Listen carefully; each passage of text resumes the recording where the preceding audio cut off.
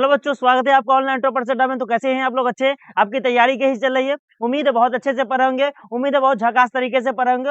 और एग्जाम का बहुत कम समय बच गया है, तो आपको बहुत बेहतरीन तरीके से क्या करना पड़ेगा, मेहनत करना पड़ेगा। बहुत कम समय में 1 महीना मात्र बचा हुआ है आपके एग्जाम का, तो अब क्या करना पड़ेगा, आपको स्मार्ट तरीके से मेहनत करना पड़ेगा, ठीक है। और वही स्मार्ट तरीका हम लाए हैं आपके लिए। कौन सा सीरीज चल रहा है आपका कौन सा सीरीज चल रहा है? तो रैपिड फायर सीरीज चल रहा है, ठीक है। और वो एक स्मार्ट तरीका रैपिड फायर सीरीज के माध्यम से आप बेहतरीन तैयारी कर सकते हैं और बहुत कम समय में अपने ऑब्जेक्टिव को बहुत ही अच्छा बना सकते हैं, बहुत ही ज्यादा क्या कर सकते हैं, स्मार्ट बना सकते हैं अपने ऑब्जेक्टिव को, ठीक है। तो इसमें हम क्या करते हैं, बहुत कम समय में जो भी इस चैप्टर से ऑब्जेक्टिव बनते हैं वो सभी को क्या कर लेते हैं, डील कर लेते हैं, ठीक है। अगर आप इसका डिस्कशन देखना चाहते हैं, ये पूरा चैप्टर में अच्छे से पढ़ाए हुए हैं, अगर आप इसका डिस्कशन देखना चाहते हैं तो डिस्क्रिप्शन में इस क्लास का लिंक होगा, तो वहां पे क्या करेंगे, वहां जाएंगे और अच्छे से डिस्कशन देख लेंगे। लगभग 50 से 1 घंटा का क्लास होगा वहां पे। लेकिन ये क्लास जो है ना आपका मात्र 10 से 15 मिनट का होगा, क्योंकि इसमें क्या चल रहा है, रैपिड फायर सीरीज के माध्यम से हम कम समय में ज्यादा रिवीजन कर रहे हैं, ठीक है। आपको रिवीजन करवाने का काम कर रहे हैं, इसलिए बउआ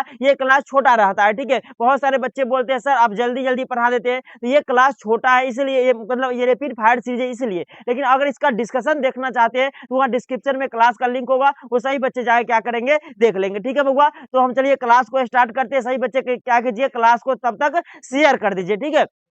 आज जो हम रैपिड फायर सीरीज में आज क्या 5वां आपका चैप्टर है, मतलब प्राथमिक क्रिया पढ़ने वाले हैं, ठीक है। इसमें मानव भूगोल का प्राथमिक क्रिया पढ़ेंगे हम लोग। कम समय में बेहतरीन तैयारी करेंगे रैपिड फायर सीरीज के माध्यम से बउआ, ठीक ना। चलिए हम लोग पहले क्वेश्चन की शुरुआत करते हैं। क्वेश्चन क्या कर रहा है वहां पे देखिएगा, क्वेश्चन क्या कर रहा है, ठीक है। क्वेश्चन नंबर पहला देखिएगा क्या कर रहा है बउआ, ये रहा आपके सामने क्वेश्चन। क्वेश्चन बहुत बेहतरीन है। क्वेश्चन कर रहा है निम्न में से किस प्रकार की कृषि में अंगूर की खेती की जाती है, मतलब कौन सा कृषि का प्रकार है इसमें अंगूर का खेती किया जाता है। तो अंगूर का खेती हमेशा भूमध्य सागरीय कृषि में करते हैं। कहाँ करते हैं? भूमध्य सागरीय कृषि में। तो इसका आंसर क्या हो जाएगा, डी हो जाएगा। क्या हो जाएगा? डी हो जाएगा। भूमध्य सागरीय कृषि में हम लोग करते हैं, ठीक है। ये अंगूर भी आपको दिख रहा होगा बउआ, ठीक। अगला क्वेश्चन देखते हैं, 2 नंबर क्वेश्चन क्या कह रहा है, जो निम्नलिखित में से कौन सा एक आर्थिक क्रिया ग्रामीण बस्तियों का मुख्य आर्थिक क्रिया, ग्रामीण बस्ती का मुख्य आर्थिक क्रिया क्या होता है, तो प्राथमिक क्रिया होता है। तो इसका आंसर क्या होगा, 2 इसका राइट आंसर होगा। क्या होगा? 2, ये 2 कहते हैं, ए इसका क्या होगा, राइट आंसर होगा। प्राथमिक क्रिया इसका राइट आंसर होगा, ठीक है। यहाँ पे देख किस प्रकार से प्राथमिक क्रिया की काम हो रही है, यहाँ पे किस प्रकार बैलों से जुताई हो रही है, ठीक ना। अगला क्वेश्चन बात करते हैं, 3 नंबर क्वेश्चन देखिए क्या कह रहा है, रूस में सामूहिक कृषि, रूस में जो सामूहिक कृषि होता है उसको क्या कहा जाता है। तो रूस में सामूहिक कृषि होता है उसको कोल खोज कहते हैं। क्या कहते हैं? कोल खोज कहते हैं। तो इसका राइट आंसर क्या हो जाएगा रसगुल्ला, तो इसका राइट आंसर क्या हो जाएगा, बी हो जाएगा। क्या हो जाएगा? बी हो जाएगा। 3 नंबर क्वेश्चन आपके सामने ये रहा, स्थानांतरित कृषि को लदांग कहा जाता है। कहाँ कहा जाता है? रे कहा जाता है वियतनाम में, रे वियतनाम, ठीक है। और चन्ना कहाँ कहा जाता है? श्रीलंका में कहा जाता है। तो इसका आंसर क्या, स्थानांतरित कृषि को लदांग कहाँ कहा जाता है, तो मलेशिया और इंडोनेशिया में इसको कहते हैं लदांग। क्या कहते हैं? लदांग। भारत में क्या कहते हैं? झूम कृषि। भारत में क्या कहते हैं? झूम कृषि कहा जाता है। अगला क्वेश्चन देखते हैं, 5 नंबर क्वेश्चन, निम्नलिखित में से कौन सा ट्रक फार्मिंग है, ट्रक फार्मिंग का दूसरा नाम क्या होता है, इसको हम लोग फल और सब्जी क्या कहते हैं, फल और सब्जी कृषि भी इसको कहा जाता है। तो ट्रक फार्मिंग, इसका आंसर क्या हो जाएगा, सी रसगुल्ला। राइट आंसर क्या होगा, सी होगा। सही बच्चे क्लास को क्या करिए, शेयर करते रहिए। वो बहुत कम बच्चों के पास पहुंच रहा है ये क्लास, ठीक ना, क्योंकि सभी बच्चे देखिए रिवीजन तो आपको देखिए अंतिम समय क्या होगा, आपको सिर्फ रिवीजन ही करना है, कुछ नहीं पढ़ना, नया चीज कुछ नहीं पढ़ना है, ठीक है। अगर आपको एग्जाम में अच्छा करना है तो नया चीज आपको कुछ नहीं पढ़ना, सिर्फ और सिर्फ क्या करना है, रिवीजन करना है, ठीक है। वो हम ही करवा रहे हैं, आपको कुछ करना नहीं है, सिर्फ आपको क्लास देखना, जो जो हम क्लास दे रहे हैं वो देखना है आपको, हम ही सब आपका रिवीजन करवा देंगे, ठीक है। ये देखिए हॉर्टिकल्चर किससे संबंधित है, तो फल और सब्जी उत्पादन से, ठीक है। तो हॉर्टिकल्चर किससे संबंधित है, फल और सब्जी उत्पादन से संबंधित है। तो 6 का आंसर क्या हो जाएगा, डी हो जाएगा, ठीक है।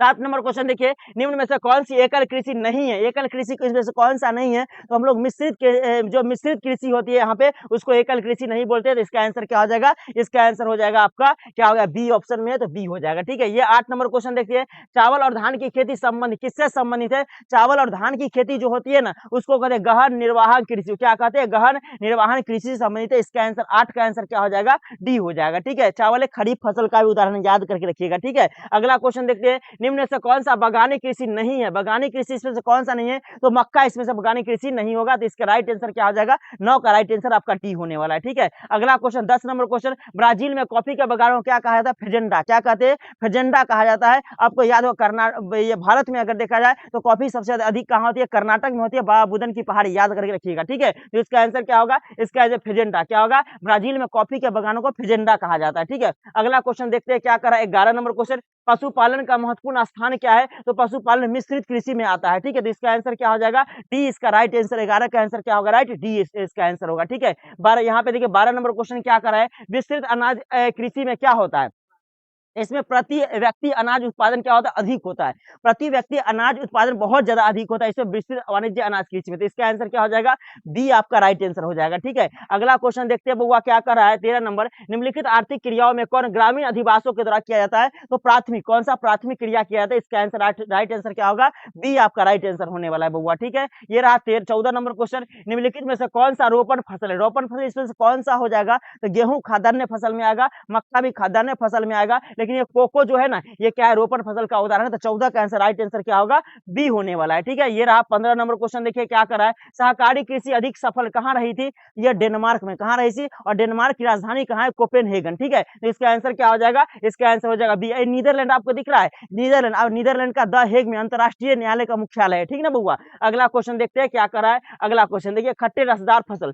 खट्टे रसदार फसल कृषि संबंध किससे संबंधित है? भूमध्य सागरीय कृषि। क्या है यह? भूमध्य सागरीय कृषि। इसका आंसर क्या हो जाएगा? सी आपका राइट आंसर होगा। ठीक है, अगला क्वेश्चन, यूरोपवासी द्वारा अपने उपनिवेशों में किस प्रकार की कृषि का विकास किया गया था? तो रोपण कृषि का विकास किया गया था। 17 का राइट आंसर क्या होने वाला है बउआ? तो बी होने वाला है। ठीक है, अगला क्वेश्चन ये रहा 18 नंबर क्वेश्चन, रबड़ किस प्रकार की कृषि में की उपज है? रबड़, तो रबड़ जो है ना एक रोपण फसल का, भारत में सबसे अधिक रबड़ कहाँ होता है? तो केरल में होता है। ठीक है, इसका आंसर राइट आंसर क्या होगा? 18 का राइट आंसर आपका ए होने वाला है। ठीक है, रबड़ किस प्रकार से निकल आता है आप देख सकते हैं। अगला क्वेश्चन ये रहा, निम्नलिखित में से कौन रोपण फसल नहीं है? ये पूछा रोपण फसल इसमें से कौन नहीं है? तो इसमें ऑप्शन क्या होगा? गेहूं क्या है? खाद्यान्न फसल है, तो इसका राइट आंसर क्या होगा? बी होगा। चलिए अगला क्वेश्चन ये रहा आपके सामने में, देखिए 20 नंबर क्वेश्चन, संसार के किस भाग में कर्तन और दहन कृषि को झूम कृषि के नाम से जानते हैं? झूम कहाँ? भारत के उत्तर पूर्वी राज्यों में, तो इसका आंसर क्या होगा? भारत के उत्तर पूर्वी राज्यों में, तो इसका 20 का आंसर क्या होगा? सी राइट आंसर होगा। ठीक है, अगला क्वेश्चन देखते हैं 21 नंबर क्वेश्चन,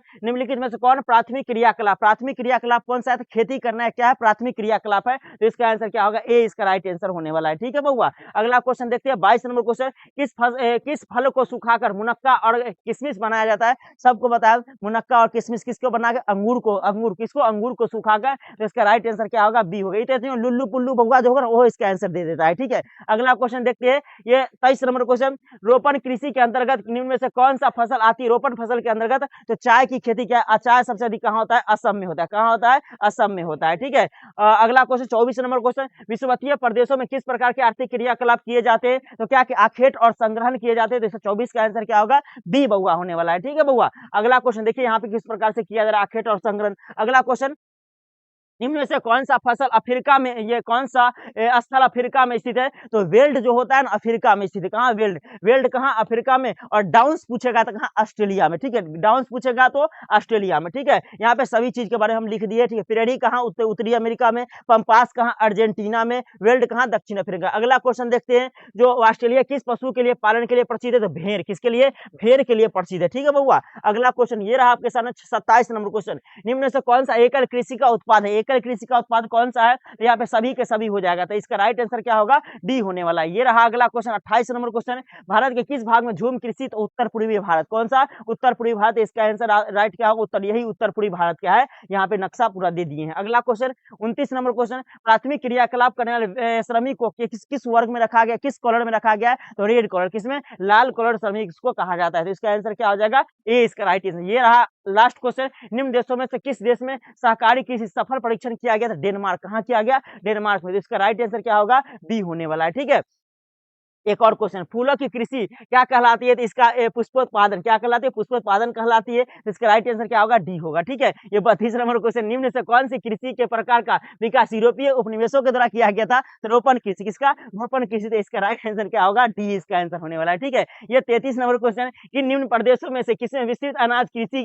नहीं की जाती है, तो कहा अमेजन बेसिन में नहीं करते हैं, तो इसका राइट आंसर क्या होगा, डी बउआ होने वाला है बउआ। अमेजन बेसिन में तो यहाँ पे सब में करते हैं, ठीक है। अगला क्वेश्चन 34 नंबर, किस प्रकार की कृषि में खट्टे रसदार फसल की खेती की जाती है, भूमध्य सागरीय कृषि, तो इसका राइट आंसर क्या होगा, बी आंसर होने वाला है बउआ, ठीक है। अगला क्वेश्चन देखते हैं 35 नंबर, कि निम्न कृषि के प्रकार में कौन सा कर्तन और धन कृषि का प्रकार है, तो आदिमकालीन निर्वाहन, मतलब आदिकालीन आदिवासियों के द्वारा जो कृषि किया जाता है, आदिमकालीन निर्वाहन कृषि, ठीक है। अगला क्वेश्चन देखते हैं, ये रहा क्वेश्चन 35 क्वेश्चन आपको था वो खत्म हो गया, ठीक है। पूरा अच्छे से आप क्या कर लिए होंगे, ये रैपिड फायर सीरीज के माध्यम से रिवीजन कर लिए होंगे। और ये जरूर बताइए कमेंट करके सही बच्चे, जो ये रैपिड फायर सीरीज आपको कैसा लग रहा है, ठीक है, और कैसा लग रहा है, और अपना जो राय है ना कमेंट बॉक्स में बताइएगा, ताकि अदर बच्चे देख सके जो हम उनको किस प्रकार से हेल्पफुल साबित होगा रैपिड फायर सीरीज, ठीक है। इसमें सही बच्चे शेयर भी कर देंगे क्लास को, अदर बच्चों के साथ ज्यादा से ज्यादा शेयर कीजिए सही बच्चे, और क्लास अगर अच्छा लग रहा है तो लाइक जरूर कर देंगे, ठीक है। और कमेंट करना नहीं भूलेंगे, रैपिड फायर सीरीज आपको किस प्रकार लग रहा है,